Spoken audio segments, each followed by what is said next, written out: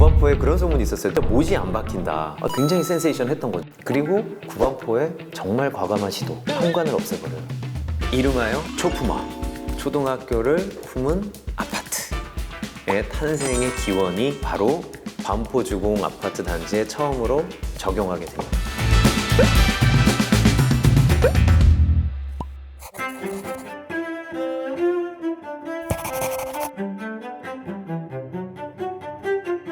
구반포 단지는 총 3,500세대가 조금 넘는 세대들이 모이는 굉장히 대규모 단지였고요. 인구로 환산하면 15,000명.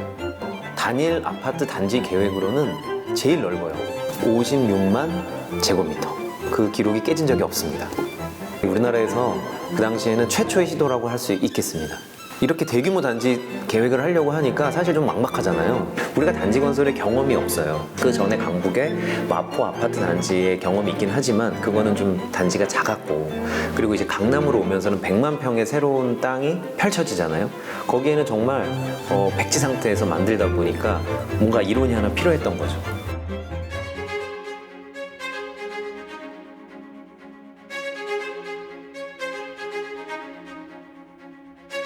근린 주거 이론이란 도시 이론이 있습니다.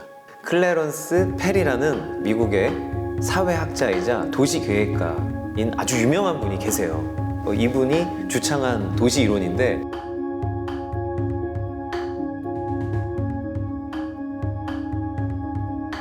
특이하게 대상이 성인이 아니에요. 어린이들이 도보로, 그리고 차량의 방해를 받지 않고 안전하게 갈 수 있는 학교를 중심에 둔 단지, 그거를 하나의 단위로 본 거죠.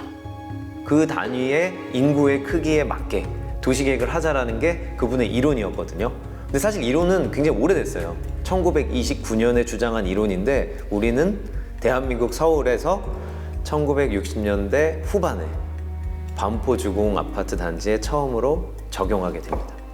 우리말로 지금 현대어로 바꾸자면 초품화, 초등학교를 품은 아파트 단지의 탄생이 되는 거죠. 그래서 구반포 단지를 보면은 그 반포 중학교와 반포 초등학교가 같이 있게 되는 겁니다. 주택공사에서도 아파트를 짓기 시작하면서 계속 진화를 해요. 근데 반포 주공 아파트에 오면서 굉장히 자신감 있는 시도들을 하게 됩니다. 그것들을 하나씩 설명을 드릴게요. 첫 번째, 우리가 소위 라멘식 구조라고 불리우는 형식을, 체계를 도입을 해요. 라멘이 뭐냐? 독일어로 프레임이라는 뜻이에요. 그러니까 우리가 보통 지금 아파트는 내력벽 구조거든요. 벽이 힘을 받아요. 내력벽 구조란 방과 방 사이에 있는 칸막이 벽 그 자체가 구조체인 거예요. 힘을 받는 겁니다. 그래서 결국 결론은 그 구조체 벽을 허물거나 다른 구조로 바꿀 수가 없어요.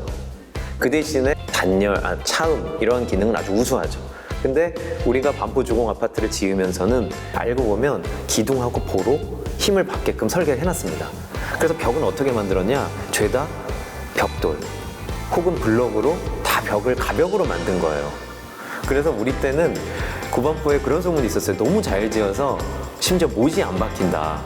사람들은 그게 내력벽 구조일 거라고 환상을 갖고 있었던 거예요.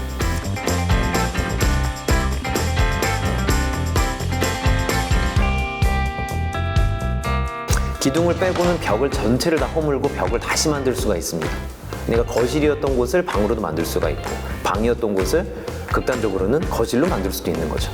그래서 다양한 구조로 바꿔서 사용을 하게 된 거죠. 그러니까 그런 유연성과 가변성이 있다는 게 특징인 거죠. 어쨌든 그 아파트들이 그 뒤로 굉장히 많은 리모델링을 했을 거 아닙니까? 보면은 기둥하고 보 빼고는 싹 철거를 한 사진들도 남아있어요, 여전히.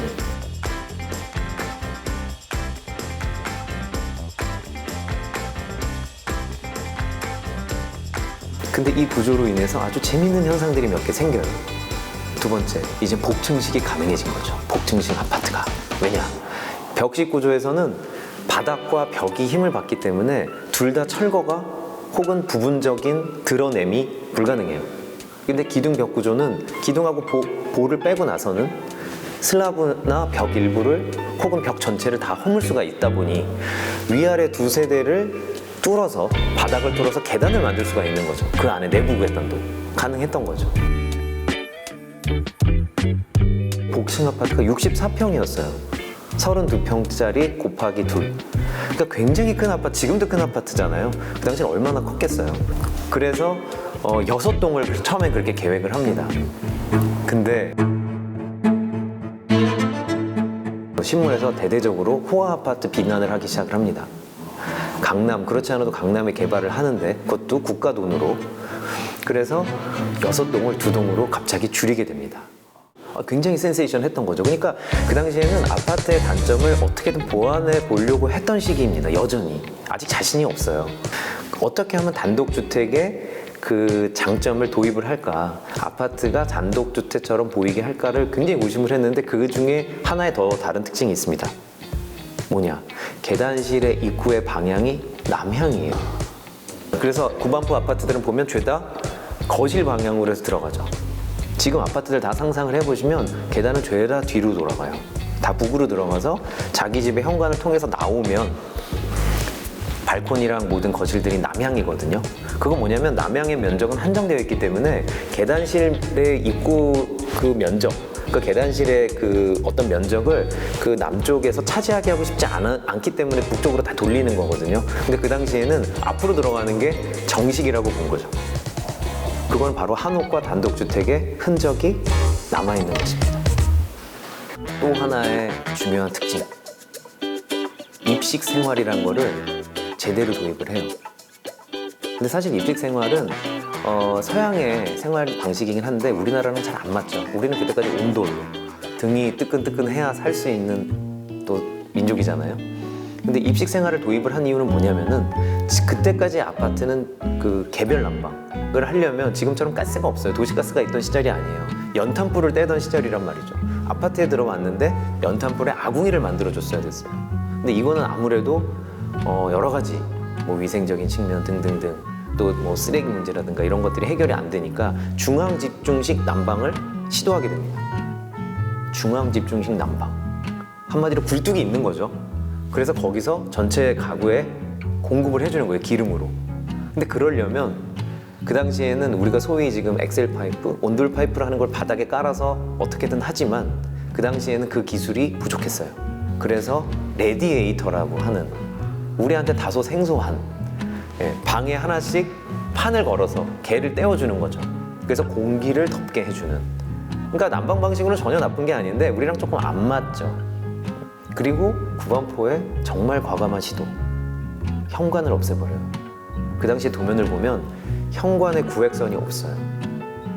그러니까 문을 열고 신발을 신고 들어오게까지 유도를 한 거죠. 그러니까 굉장한 실험을 한 겁니다. 굉장한 실험을 한 거예요. 물론 살면서 우리나라 사람들이 다 바닥 난방으로 바꾸고 개별 난방으로 바꾸고 현관을 만들고, 그래서 입식 생활을 시도를 했다는 게 굉장히 특징적인 겁니다. 자, 그런데 비밀의 방이 하나 있어요. 그 방에는 채광도 잘 안 들어. 그리고 밖으로 나는 창도 없어요.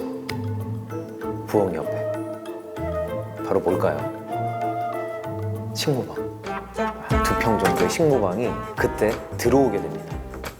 이거는 그러니까 유럽 문화에 있는 건 아니에요. 그리고 우리나라에 들어오면서 32평 아파트 이상이니까 중산층을 겨냥했다는 하나의 증거가 됩니다. 그리고 그 당시에 시대상을 반영하기도 합니다.